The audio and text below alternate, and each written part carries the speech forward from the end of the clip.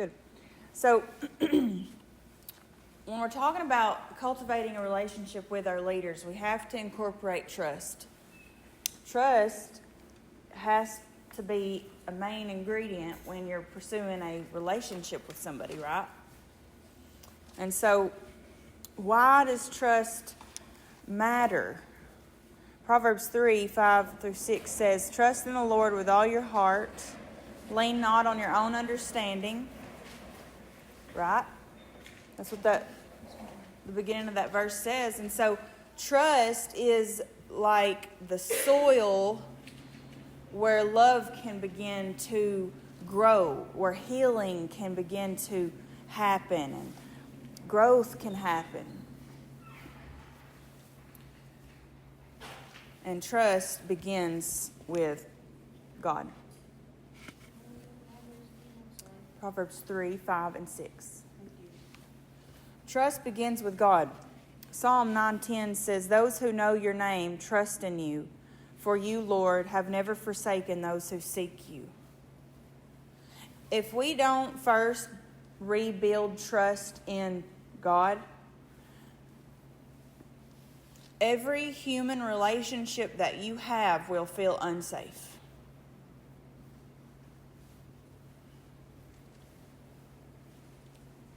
So you're tempted to go to each one of these relationships and try to build trust here, build trust here, build trust here. But the key is building trust, rebuilding trust with God first. Then all those other relationships are going to feel safe because you trust God. So we have to start with our relationship with God. God is not like the person who hurt you, because there's a reason that you don't trust people. Somewhere along the way, your trust was broken, probably over and over again. And so God is not like all those people who hurt you. He's not. And from our attributes class, remember, He is faithful, perfectly faithful. He is good. He is consistently kind. And He is eternally safe. He's safe. And so, how do you start trusting Him again? How do you start trusting in Him at all? Well, number one, you have to acknowledge the hurt. You have to acknowledge, remember that the first step of pretty much anything is admitting something, is acknowledging something. And so that first step is you have to acknowledge the hurt. Don't minimize your pain. We're really good at that sometimes. God doesn't minimize our pain, and neither should we. So you just acknowledge the hurt. You recognize, you know what, I don't trust you because this happened to me. It's just acknowledging it, getting it out there in the open. The second thing you'll want to do is talk to Him honestly. Don't mix up this perfect prayer, this cookie cutter prayer. Talk to Him honestly. If you need help with that, go read Psalms. Because it shows raw emotion. It shows raw emotion. It shows fear and grief and anger and confusion. You'll see the psalmist constantly just being raw with God. The third thing you want to do is look at the cross. Look at the cross. When you look at the cross proves that God can be trusted with pain. He can be trusted. He knows all about pain. He understands thoroughly. And the fourth way that you can start trusting Him again is practice saying yes in small ways. What I mean by that is obedience. Obedience builds trust like reps build a muscle. Yes, Lord. Yes, Lord. Yes, Lord. Start building that trust muscle. The more I say yes, the more I'm proving that it was for my good. Make sense? So practice saying, yes, Lord, I'll do that. Yes, Lord, I'll do that. Obedience, obedience. And then you're building that muscle, and you're starting to realize that every time you say yes, you can trust him with it. Like, wow, being obedient's not so scary after all. It actually has always worked out for my good. You're trustworthy, Lord. And so the struggle in all of this is, why is it so hard? Like, why trust is so hard after trauma?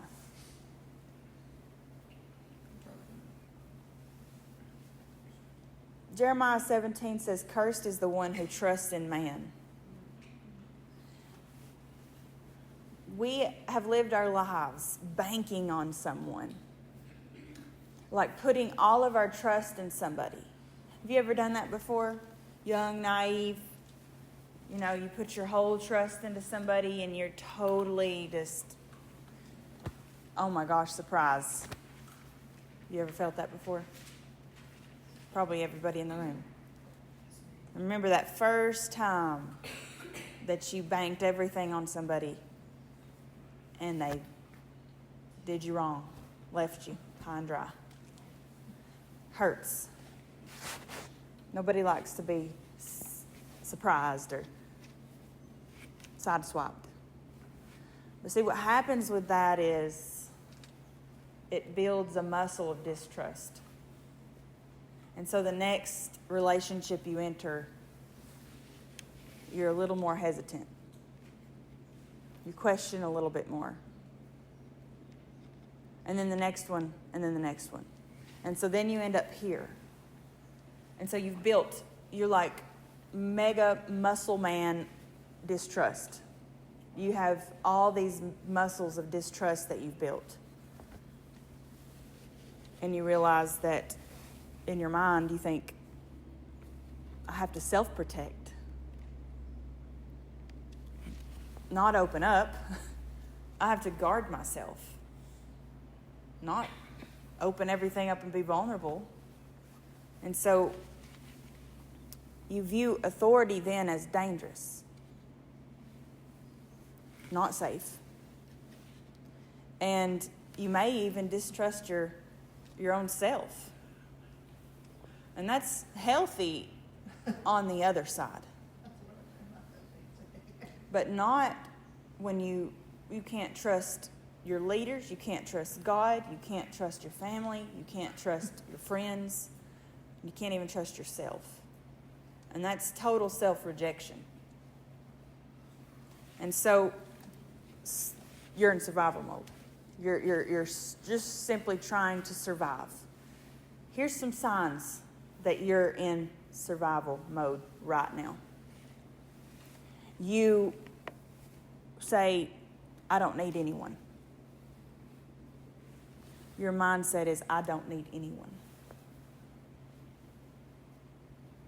Another sign that you're living in survival mode is thinking to yourself, if I open up, I'll be hurt again. If I open up, I'll be hurt again. Another sign you're in survival mode is, I can't even trust myself to make good decisions.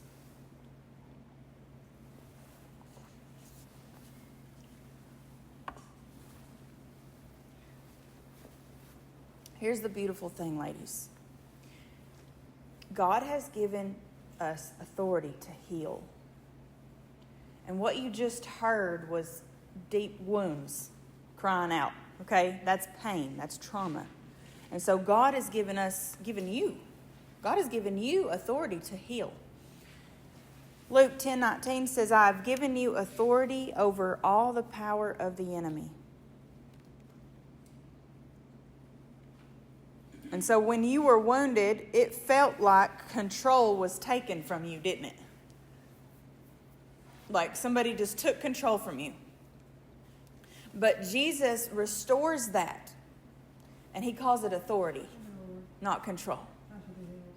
Jesus restores your authority. You are not powerless anymore. And trusting again then becomes an act of spiritual warfare.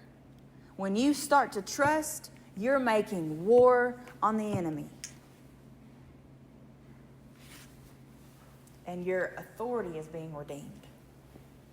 It's a lot more happening around here than you think. There's stuff going on in you. You're taking back ground. You don't even realize how much real estate you're getting back from the enemy. But it's a decision every day. And so I want you to declare this stuff over your life. I do not serve fear. That's a good one. I do not serve fear. Just speak it out every now and then. I do not serve fear. And I'm not who I was when the trauma happened. I am not who I was when the trauma happened.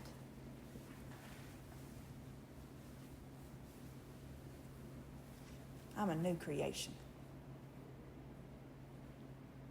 It gets me pumped. So how to open up and trust again?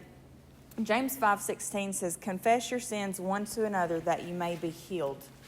We talked about this yesterday, but I want to give you a step-by-step guide. There's just 5 or 4 steps on how you can start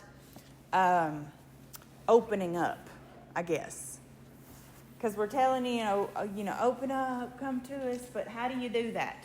How do you even begin? Well, the first thing you want to do is, like we've said, start with God. You speak out loud your fears. You be honest and raw with Him. Ask Him to help you trust again. Then what you're going to do, step 2, you're going to practice this opening up in like small levels. If it's like really scary for you. Like you don't have to tell everything all at once. Just start with little pieces. Start with little pieces. You don't have to eat the whole cake. Just eat one piece at a time. Just start with a little, hey, I wanted to share this with you. Third one, stay rooted in the Word. You got to fill your mind with God's truth because God's truth silences that fear. I do not serve fear. And then celebrate the progress that you're making. A lot of us we don't take time to stop and celebrate how far we've come. So take a moment and just celebrate. Every time you open up, you're reclaiming part of your heart. You're reclaiming it. Celebrate that. Even if it's just a smile. Celebrate it. 1 Corinthians says, love always trusts. Love always trusts. Say that. Isaiah 55:12 says, you will go out in joy and be led forth in peace. What happens whenever you trust again? That healing begins to flow. The healing from all those past wounds and all the trauma. When you start to trust again, healing starts to flow. And intimacy with God gets deeper. It gets deeper. You're going to go deeper with the Lord the more that you start to trust. And then whenever you start to lead, you're going to lead others with empathy and not self-protection. You'll live in joy and not fear because you truly trust the Lord. What's the difference between guarding your heart and hardening your heart?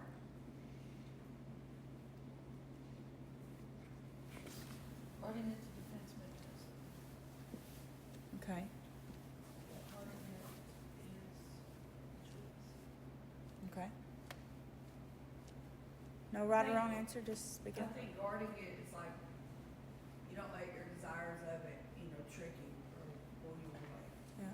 Keeping it guarded, but hardening it is like when you have done something so many times to block things or whatever, it just builds up a callous to it. Okay, yeah. Yeah, hardening as not showing any emotion, like no love, no nothing, get vulnerable or do anything. But I feel like the gardening or guarding, you guarded it and then it turns into hardening. Is the way I think of it. Okay, It's like you guard it for so long that you don't have emotion. okay. If you guard your heart, you can choose what you let in or out. But if you harden your heart, there's nothing to let in or out. I like that one. I like that one because Proverbs says, above all else, guard your heart, for out of it flows the issues of life. Now, I like how you said, when you guard it, you get to choose.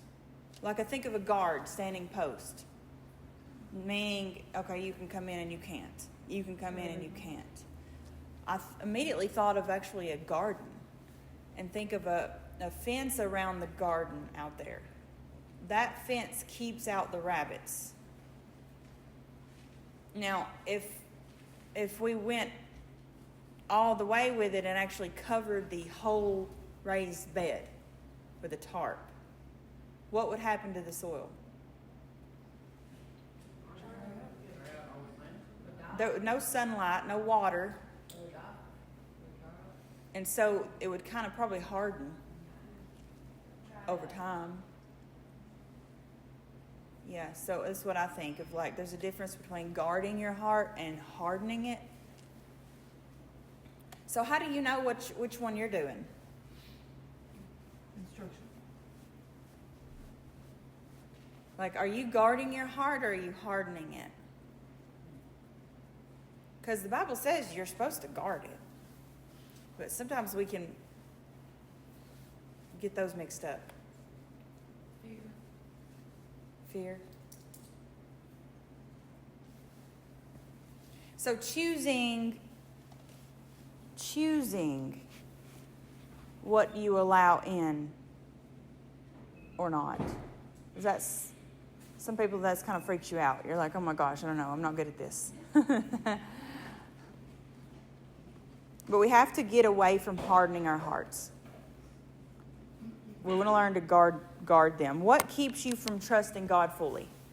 What are some things that you struggle with that keeps you from trusting Him totally?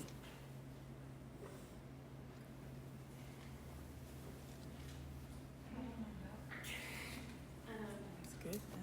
I've had a lot of stuff happen between me and my mom in my life, and like they say your relationship you have with your parents or with your dad and your mom is like how what you reflect on God. And my mom married this man who tried to sexually abuse my sister and I, so I've never trusted my mom in that aspect. So in turn, I'm scared to trust God in my life because I gave my life to my mom and she just put it in bad hands. Yeah. That's good. Thank you for sharing. That's real. That's all kind of like what she said. Like, I don't struggle with it as much now, but before we had that class, I struggled with trusting him because what I went through as a child. Yeah. Makes a lot of sense. I'm basically around the same as they're going. Like when I was a child, I was mentally and physically abused, and when I was growing up too, like 12 and 16, I was mentally and physically abused, and ever since then, my trust has been away. But now that I've been baptized and becoming stronger in the Lord and reading His Word, I've been getting a lot of peace from the anxiety that I've been having lately, and forgiveness. That's good. And I want to be able to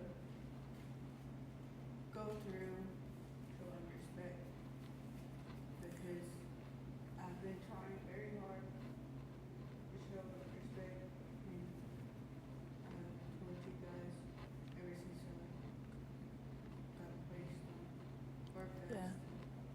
I think I'm truly ready to move on at that point, but told me to guard my heart when you were trying to protect me. Good. Good. Thank you for sharing. I think that since I had such a tumultuous childhood and there was such a lack of any control, and I strived and made it kind of a mission to control and just the little things that I had because it's what made me feel safe. It was the only thing that I had to hold on to, that now trying to give that over is really scary because it's the thing that was my one consistent. And so to know that, and now I see on the other side of it that the more I give to the Lord, the more I actually feel safer. But in the moment of trying to hand that over, it looked like I was going to give up the only thing that made me feel safe, when on the other side of it, it's actually Him that makes me feel safe. Wow. She articulated that very well. And I want to hang on just for a second. What she said was that it's the only thing that was consistent, was that constant, she had taken back her life and it was the only thing that she could really trust, and then now you're asking me to give it over to somebody? Like, totally give it to God? Really? And so I think everybody in the room was like, yes, that's it. What was yours? Kind of like what I was gonna say, like I did have mother and daddy issues too growing up, but more, it's hard for me to trust myself, you know, so I'm kind of like her, like how do you just give it over? Wow. When you know, if I can stand, if I can keep falling, and, you know, it's hard to trust. It is hard, for sure. I don't know how. You don't know how. Glad you're here. You're going to learn how. It's awesome. Go ahead. I think in my situation, I was married and we had everything planned out. Everything had gone just exactly. I mean, you don't plan everything, but you can go do deals. I knew I'd be taken care of. My kids were getting on up, and I knew one day we would share grandkids. I couldn't wait. My whole goal was about my house was, and I had plenty, was to make it comfortable for kids again, because it's different raising your own than it is with grandkids. You get to enjoy them so much more, because you don't have to raise them. And one day it was gone. All of that was gone. There was nobody, no mother-in-law, no one. I had to take control. I had to step up. It led me to a bad place after years. But there was nobody else to take control. I had to pick what I was responsible for. And I had to get that done, and that is not an easy thing. Wow. Wow. Can y'all see how that would kind of break your trust with God?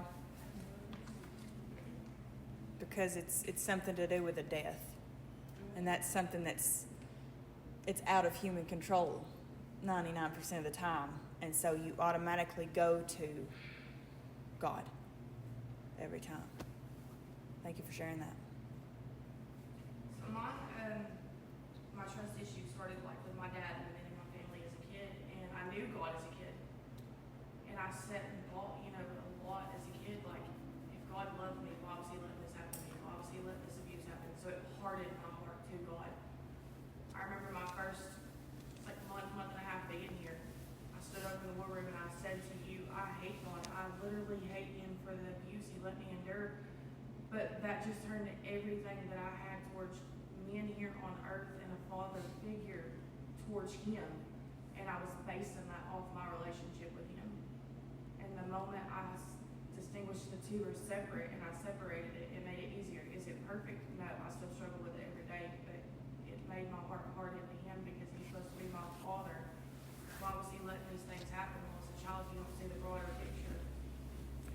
It's to build strength in you, and you know, sometimes bad things happen to us, but it's something to teach us from. So. That's good. Thank you for sharing. Thank you for sharing. So when we look at this, we're recognizing y'all did it. Y'all are starting to do that first step of acknowledging it. Like, this is where it all began, or this is something that I struggle with. And when we're talking about this in correlation with your leaders and trusting them, we look at the role of a leader. And our key verse, remember, your leaders keep watch over your souls and they give an account to God. When you look at that role, think about that role for a second. They carry weight, like a weighty responsibility for your soul. Their guidance is guarding you. Their role it includes correcting you, it includes instructing you, covering you, spiritually discerning things for you.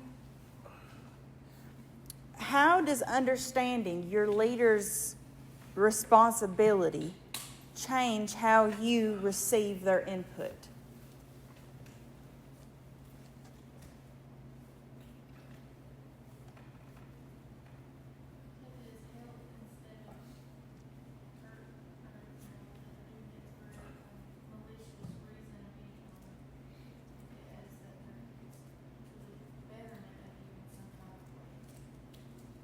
Yeah. I see it as, that's a lot of responsibility and it's not easy to do. So why would someone who didn't want to help you want to take on that kind of pressure? That's good. That's really good. I love that. Looking down the road, as far as, the more that you can obey what's put forth to you by them, you're going to obey what God put to you. Yeah, They're trying to mold you for the betterment of your serving down the road. absolutely. They're sacrificing for themselves and at the same time. Yeah. One thing that gets me about that verse is it says, those who will have to give an account to God. Yeah, you've got to stand before him. Which is, I You mean, don't want to be up there like, I should have done this. yeah. That's the way I see it. Mhm. When I overlook something, it'd be like I should have stepped in or done something, Yeah. Yeah, if you had someone that you were going to have to give an account to God for, how would you treat them differently? You would be more concerned, wouldn't you? Like, I have to give an account for you, not only just you, your soul. I mean, this is some heavy stuff. Something that makes me feel good is you got your pillows to the side, and I don't see, I have one flaws. Yeah. Will not be stubborn, Yeah. not, it helps me. It's good. Thank you. Something that was very prevalent to me was when I realized that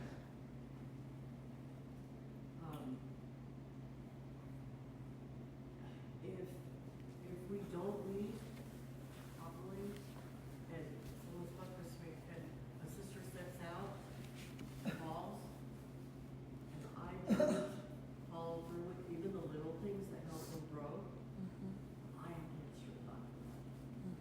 So I have to trust that when my leaders make decisions for me, I don't have to agree with them.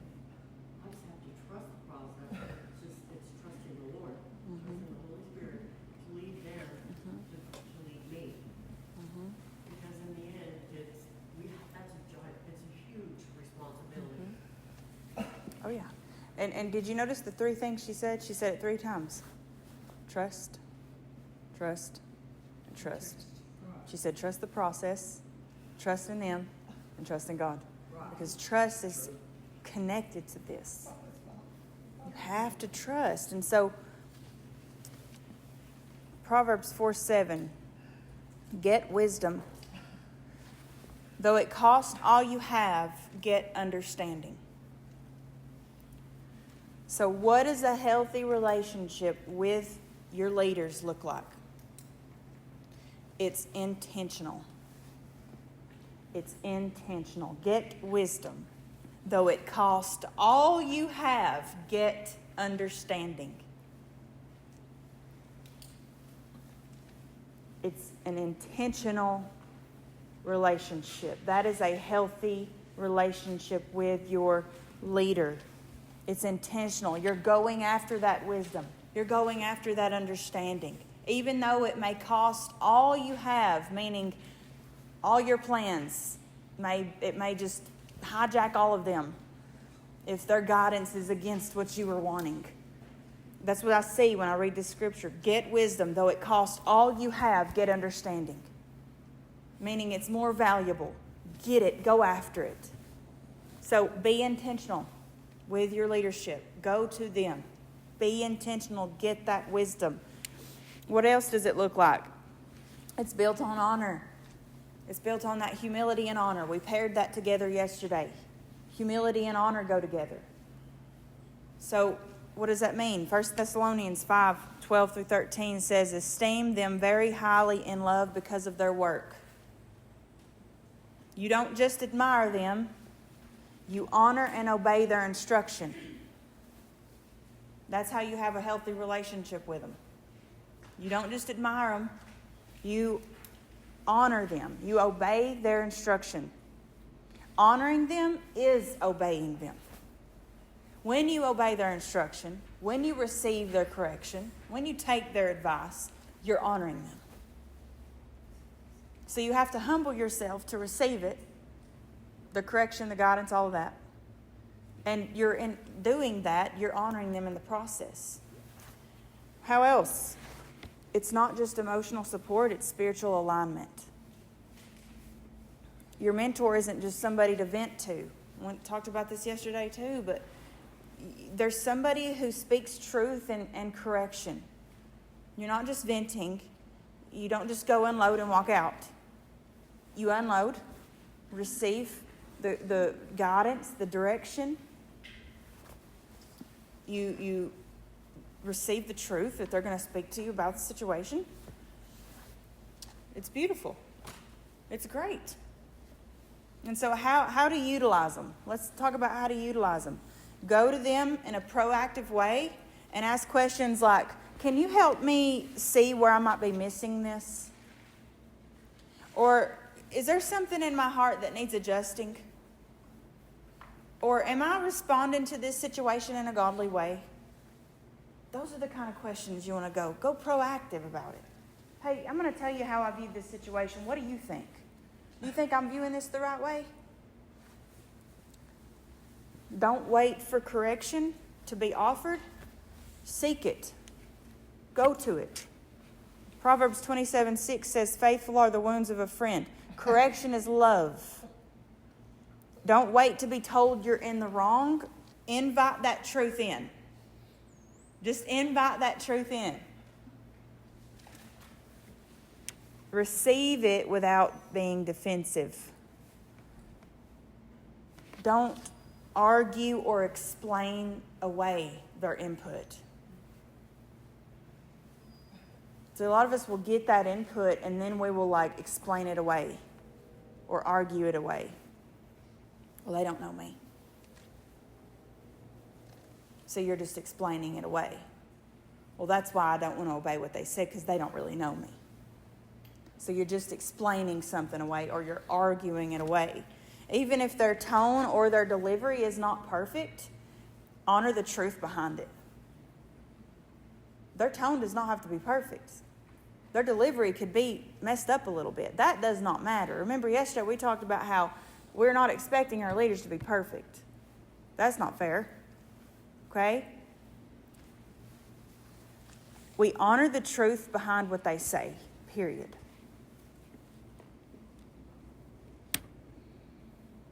And then we follow up. We follow up. When you receive counsel, circle back around for accountability. Come back around to it. Come back around to it. Say, I've been still thinking about what you said, and I've been really trying to put it in practice. And I was thinking, what do you think about, or, hey, I did this and this happened. Come back around. And now your heart posture towards them. How do you position your heart towards them? Because it's more than just lip service. It's more than just you, yes, ma'am, and it's not passive. It's got to be deep. So how to position your heart towards your leaders. How to do this. You honor their position, not their personality. You honor their position, not just their personality. Meaning you're not basing your respect on whether or not they're your favorite.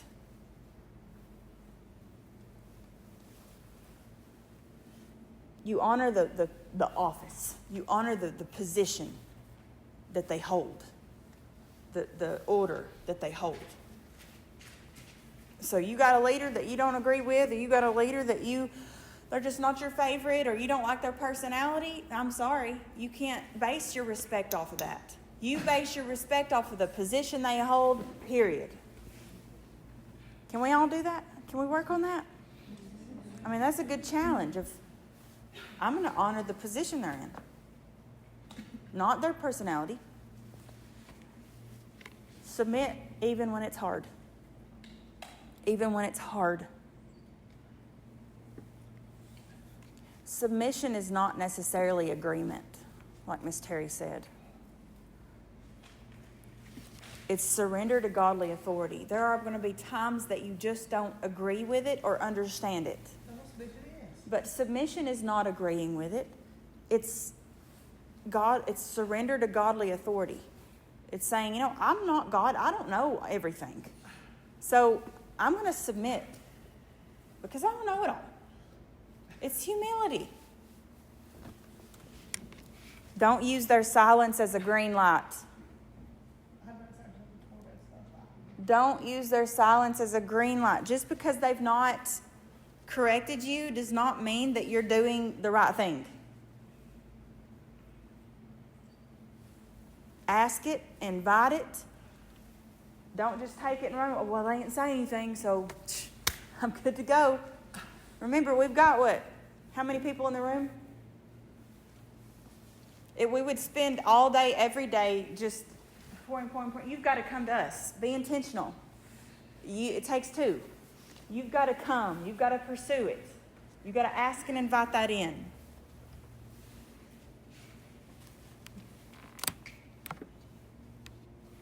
How to grow. How to grow in this whole area, okay? Ask God to remove pride from your heart. Because that's what the heart position is affected by your pride. So just ask the Lord, remove pride from my heart. Teach me how to walk in humility and trust. I don't know it all. Ask Him to show you where you've resisted leadership. Like, show me areas where I'm resisting being led.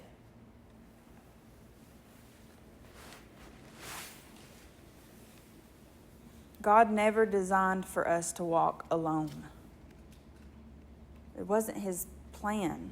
We were meant to grow under godly protective leadership.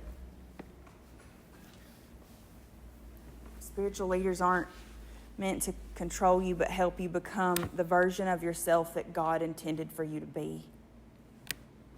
I always think of it like a knife sometimes, because it's sharp and it's carving you and it's shaping you, and it looks scary and it looks like it's going to hurt, but you're being shaped, you're being molded and to be the version that God intended for you to be. And so He put you in a place that would mold you into that. And so always think of it like that. This looks like it's going to hurt. Sometimes it actually will hurt. But I know that they're just cutting out things that need to be removed, because God has called me to be shaped and molded into this version of myself that I was always meant to be. Carol was just telling me about the potter's hands and the potter. Oh, it's Where a good. piece of clay he's molding it, but there are pieces of the clay that are impure rocks and things, continue to move those and continue reshaping us. So we Wow. get what There you go. Ties right into it, doesn't it? we need. If we don't learn to trust the leaders that God's placed in our life, we're going to stall all of our spiritual growth. And I know all of us, we want to grow spiritually. And so you're going to stall that growth if you're not willing to step out and trust. Because there's no way you can grow spiritually if you're not trusting the ones that God put in your life to grow you. You're not going to. Don't repeat those cycles of fear. You came here to kind of stop the buck. It's over now. You draw the line. I'm a new creation. I'm done with this old mentality of can't trust and protect myself. Nope, it's over. I'm stepping into the new creation. I'm going to do things I never did. I'm going to think ways I've never thought. I'm going to be different. It's intentional. Be intentional with it. Godly leaders protect your soul. Godly leaders equip you. They grow you. They correct you. They challenge you to rise higher. They challenge you to rise higher. They cover you in prayer. Isn't that nice? Why are people afraid to come to leaders? Well, first thing we talked about was trauma. Past hurts. But then you also have what people call church hurt.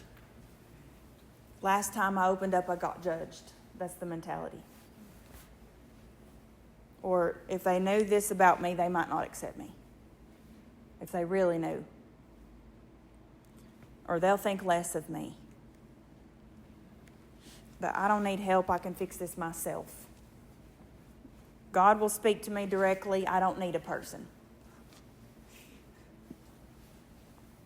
God speaks through people. Remember that. Avoiding leadership is most of the time a sign of fear, pride, or unhealed wounds. What is leadership? The enemy wants to isolate you. He wants you totally isolated from those who have the wisdom and the covering that you need. And so God expects you to be open with your leaders, to begin to trust them humbly and honestly. And so, how to trust your leaders, practical steps. Pray for them. Pray for them. You know why? It softens your heart towards them. The benefits of prayer. So you pray for your leaders. Ask questions when you're confused. Just ask them. Don't make assumptions about it. Just ask.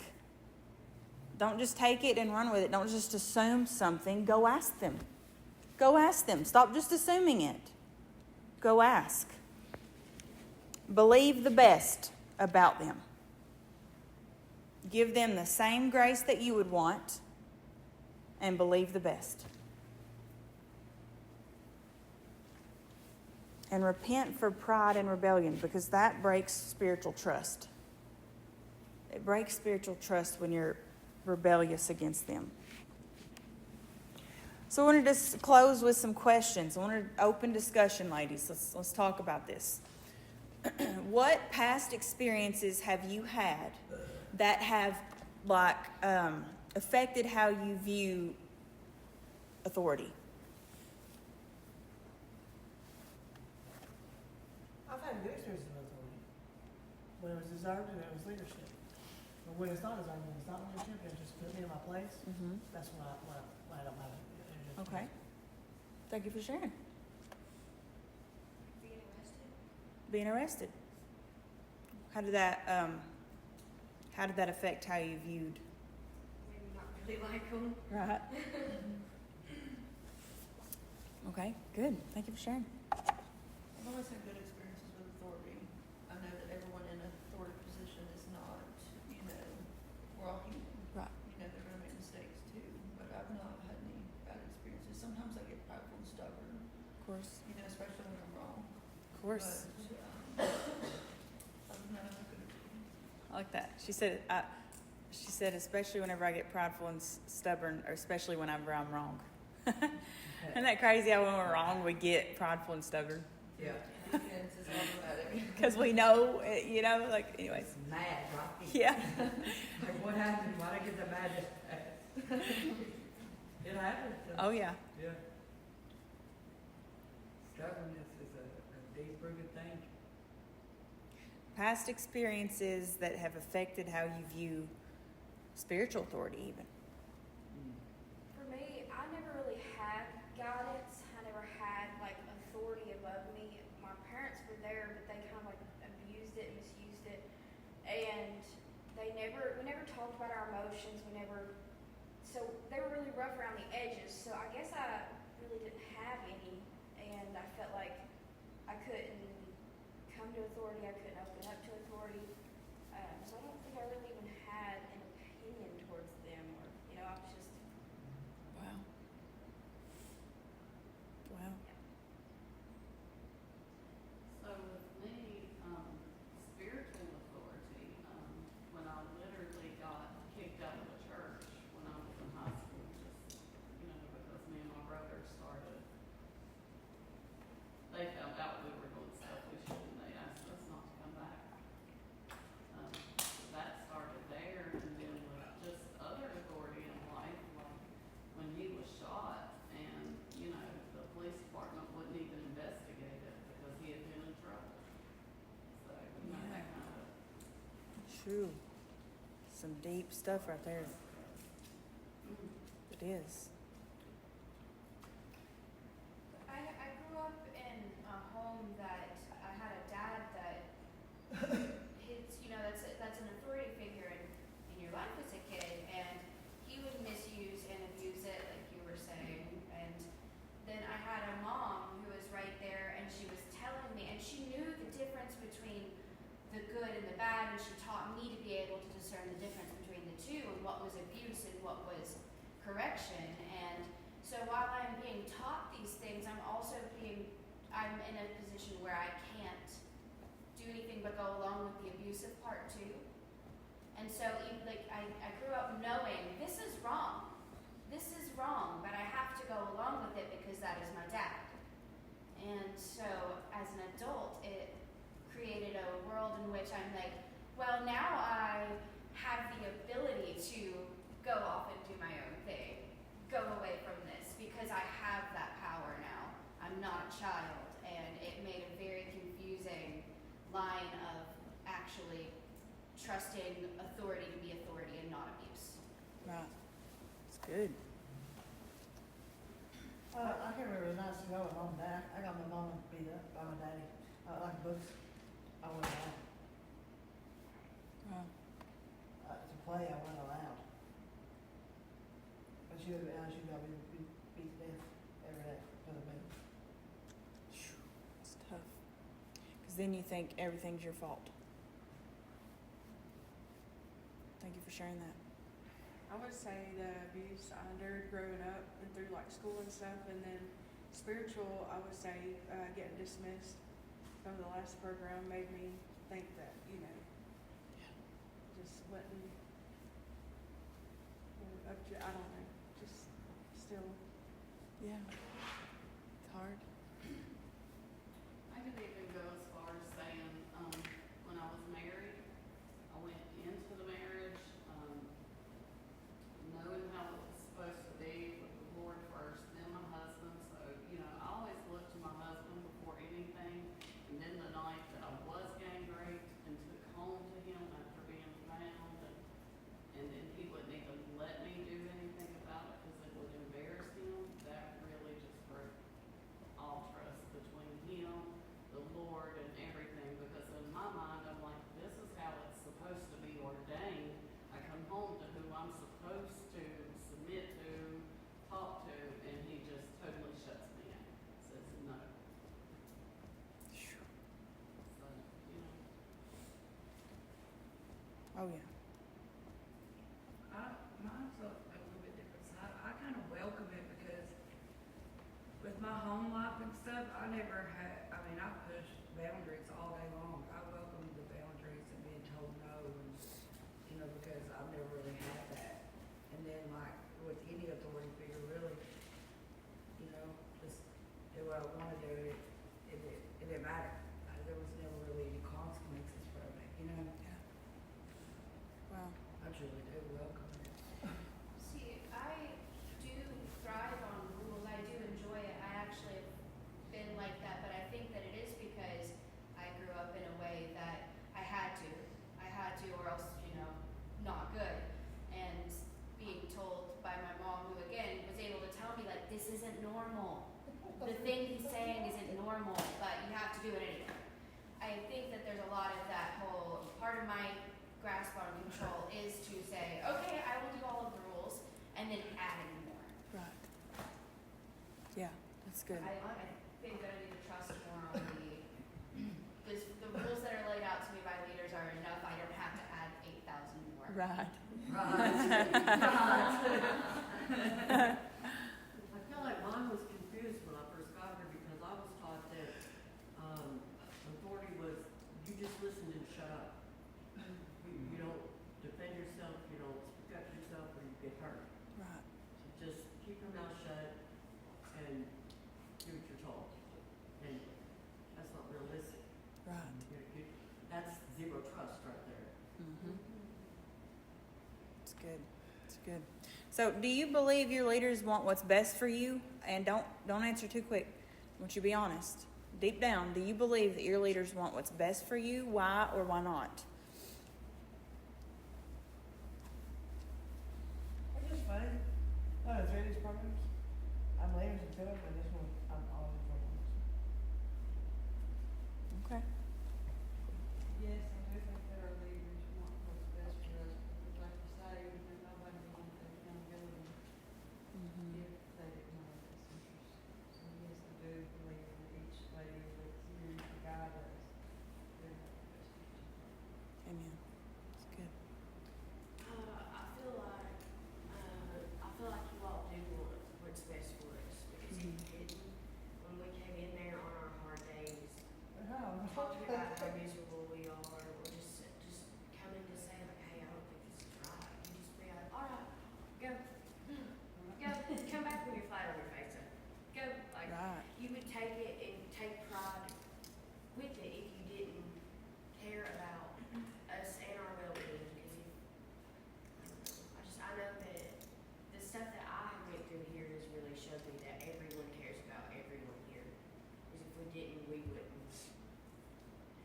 not care for each other at all. We wouldn't like, hey, what's going on, sis? None of that would happen. We just got whatever. Get out of my hair. Right. Leave me alone. Go do what you want. It reminded me of this thing where, like, pretend like there's a dynamic here between us, and I don't want what's best for her. Then that means that I would not shape her at all. I would just let her just fade out and fall on her face, like you said, and just make all these bad choices and even like, oh yeah, do what you need to do, sis, and just let her do whatever she wants, because I wouldn't really care if she became the better version, or I wouldn't care if she became, successful in life. I would just kind of let her do what you want to do, because I wouldn't care. But change that dynamic to, I want to see her become all that she can be. I want her to make it. I want her to be a mom. I want her to be this. I want her to have her life restored. Then I'm going to be like, no, don't do that. No, you don't need to do that. Sis, I see you got some stuff you need to work on. Why am I doing that?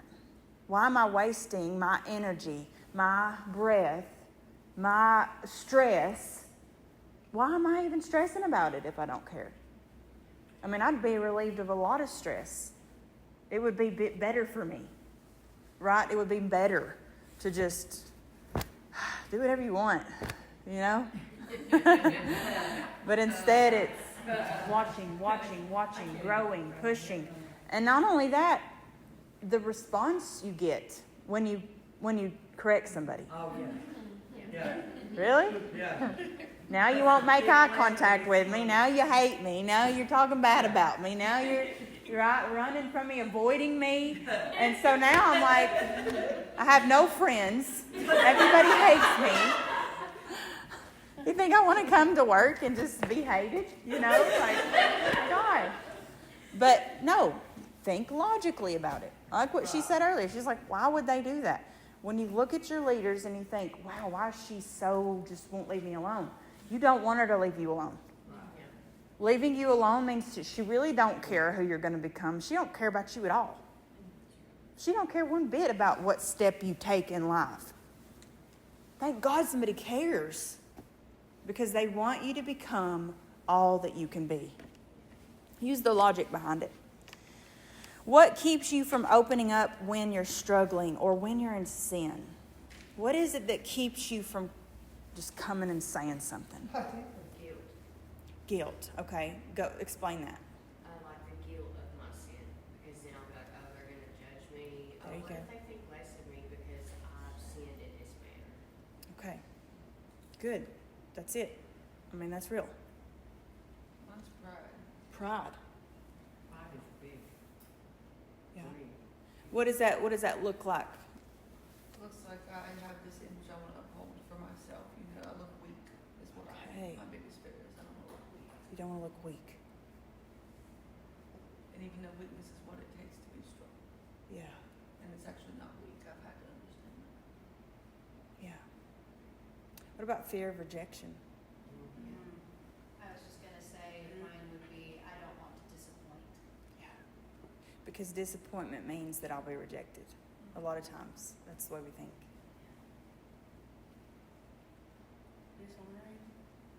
Dishonoring? That's good. You've done something that you know dishonors them. That's a really good point. How do you think they will respond if you come and tell them? I think with open arms, I don't ever tell us not doing that, you know? Yeah. I mean, honestly, you guys are always like willing to open your door to talk, but I mean, work through things, it doesn't matter what it is. Right. I discern it'll be good and I still can't do it. Yeah. Even though you're like, I know it'll be okay, actually doing it is, it's like a million miles away, right? My personal logic says that it will make the person upset, because that's what my experience was, that person will be upset at me. But my actual logic says they are going to respect me for having the integrity.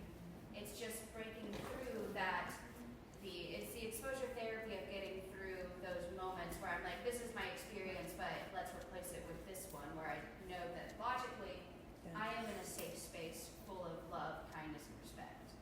Yeah. And that's not the world. I mean, usually when you go to someone with mistakes, your leaders in the world, it's like, I expected more of you. You know, it's just instant disappointment, and it doesn't matter how great you've been, the second you disappoint them, their back is turned. Right. Here, it's not like that. Here, we're received in love, and even if we get correction, it's still done in love to help us grow. Right. Whole different, like you said. Yeah, that's exactly what I was We're gonna used to say. There's the discipline, but it's with love. Like, no matter how we went to our parents, they're like, I'm gonna whoop you, see you do your round, put you in the corner. But like here, like you face it, but it is with open arms. Yeah. Like you don't get shunned for it, or you don't, my verbal abuse was big in my family, like just cussing and lashing out, and like that's like the farthest thing you get from here. If you ever go to the office and talk to, it's so calm. Like her, like, and that's a big fear I always had, was going to talk to you all, was just the tone. I remember the way my mom would just look at me, and I was like, what if they do that to me? What if that happens to me? So then I had this fear of rejection that I couldn't talk to you all. Yeah. But it's like the complete opposite. That's so good. There's no walk of shame. Yeah. There's no walk of shame. You can walk in and you can own it, and you can fix it, and it's not what you, because you think when you come up, it's like when we were in school, everybody's like, whoa, look what she did, oh, Yeah. you know. Yeah. It's just not even like that. You go in, your leaders know your mistake, but everybody else does not, because it's not about them. Yeah. You just, Right. you just deal with the consequences, you step into it, into the uncomfortable, and, you know, it's, you just don't have that walk of shame, and that's huge right there. We're not shamed. Yeah. We're Well, I like what Miss Heather said. She said it's almost like that they're glad or something. And just from our perspective, the seat that we're in is got this supernatural thing on it where God shows us things. It's just something that I've came to own because it's true. And the scripture even says there's nothing that's hidden that's not going to be found out. And so he shows us things that you wouldn't see naturally. You just see it. You recognize it. It pops up. You notice it. So most of the time, your leaders already know. So when you come to them on your own, they actually view you like they think more of you. Like we think more of you that you come to us because we already know. And if you don't come to us, we still know. And it just shows that you really don't trust us, that you really don't care. So the opposite actually happens. When you think we're gonna think less of you for coming and just telling us, but we're actually gonna think less of you for like hiding it. You get what I'm saying? And so it's flipped. Come and tell us. Come be open with us. And another thing I want to discuss is that there's fear of correction involved in that. I don't think nobody's really brought up. That's another dynamic of, okay, if I come and tell this to them, what are they going to make me do? Right? That can be that mindset of, what am I going to have to do? I mean, is it going to be discipline? Am I going to have to start the program over? Am I going to have to get kicked out? Are they going to take all the fun away from my life? You know, there's that fear, and the enemy will come in and say, they won't know, just let it go. And you'll try to come tell us, and we'll be busy, and you'll be like, never mind, I'm not going to do it. Nope, not going to do it. Or the office will be closed, and you're like, that's my sign. I'm not doing it. And the enemy is going to try to talk you out of it every second. Don't do it, don't do it. And he's going to blow it up. He's going to give you these horrific imagery of you getting put in the chokey for months. And he will do that. He will play on your fears. He will highlight them. That's why you just come quick. It saves you a lot of suffering, a lot of torment, okay?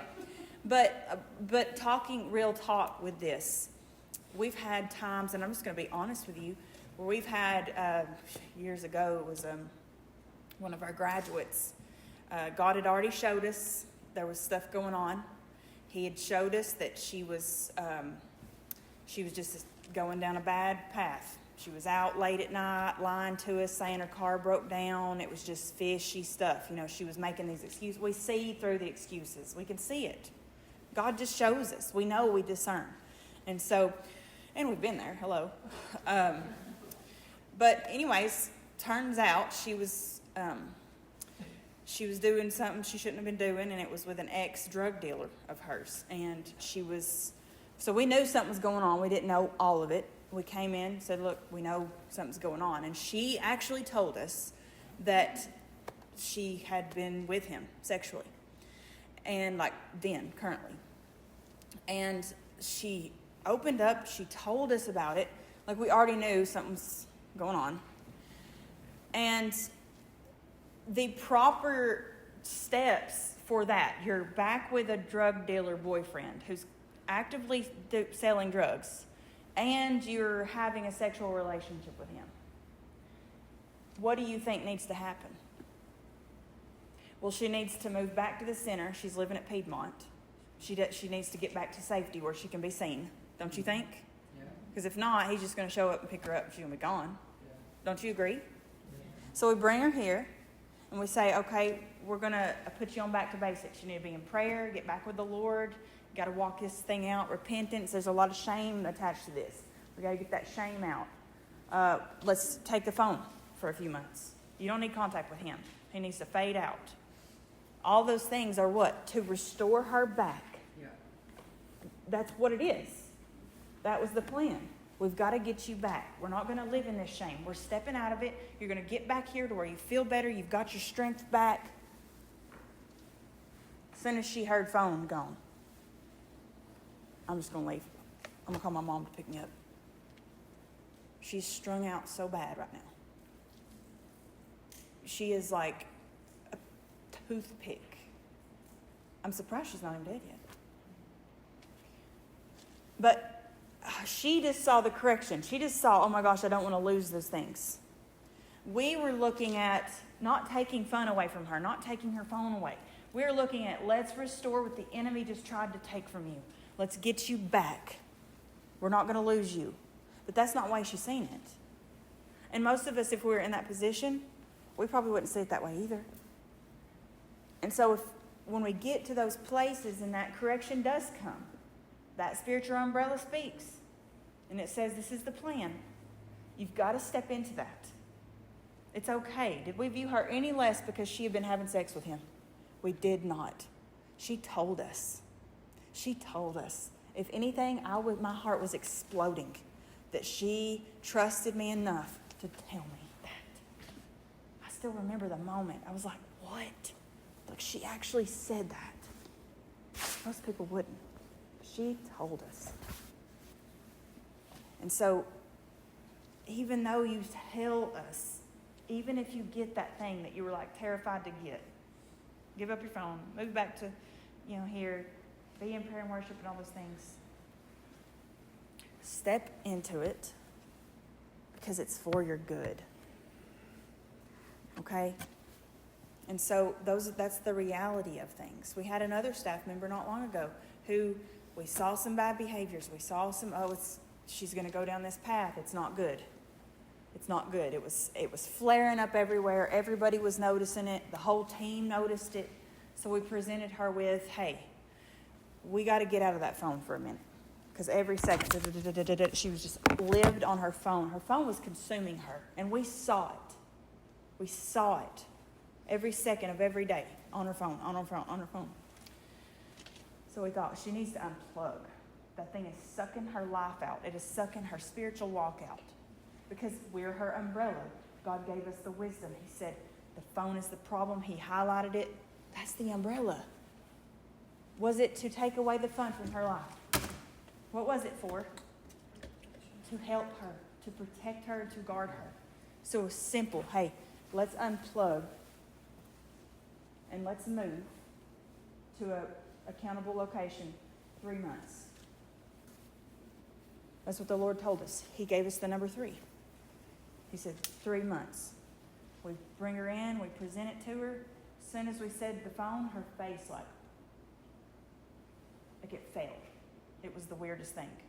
And it got red and hot, and she moved out the next day. The weirdest stuff. And it's like, we're just trying to protect. And when we reach out to help, they run off. And so we have to resist, as leaders, we have to resist that the enemy saying, well, don't do that or they'll run. And we have to say, nope, it's for her good. It's for her good. And so we have to take this risk of we're probably going to lose her, but we're going to try this. Because we want to protect her. Most of the time, we lose them. That's got to be a lot of burden. But I want you to see it. There was another one that was thinking hard too, where she had completed the program and, was going to get a job, gotta get a job.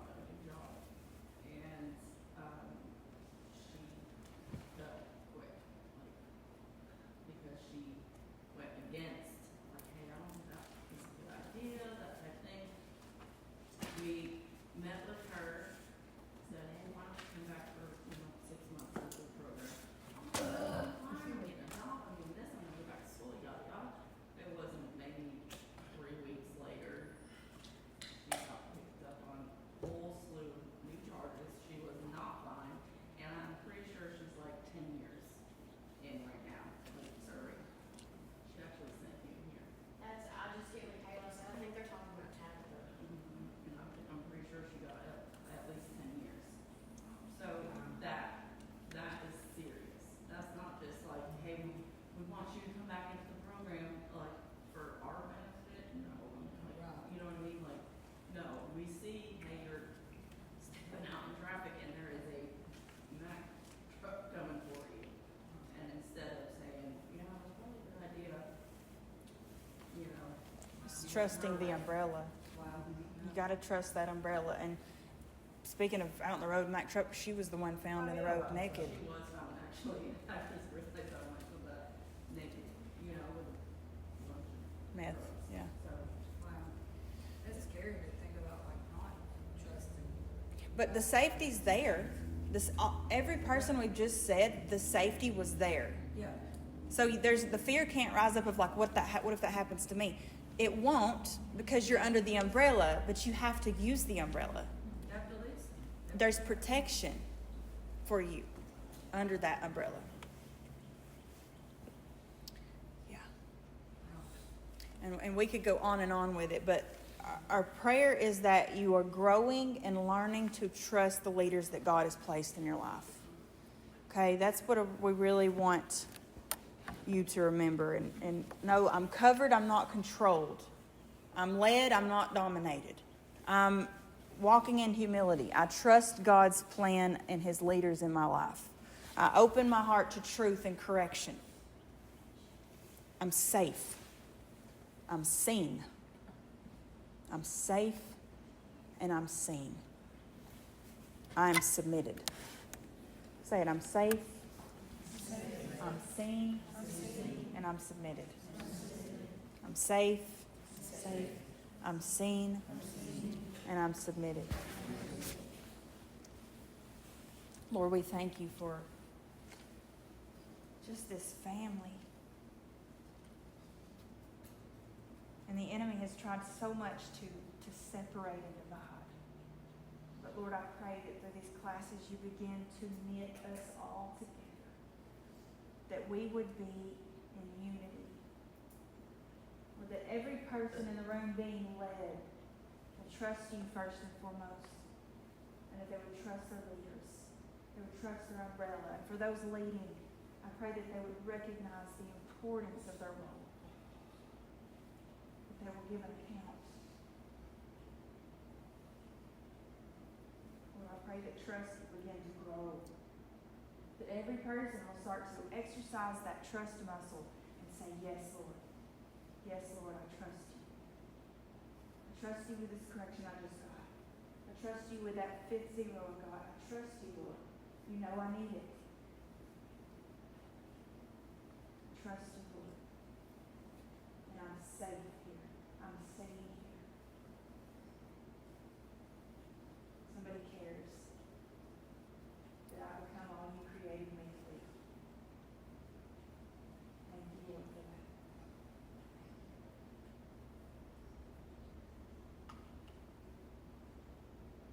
Lord, I pray for a hedge of protection for every person in the room. Lord, just cover each person. Cover each person with prayer. Lord, I thank you for your divine will that called each person here. I know that they did not step through those doors for accident or coincidence, that they were divinely led here to be led.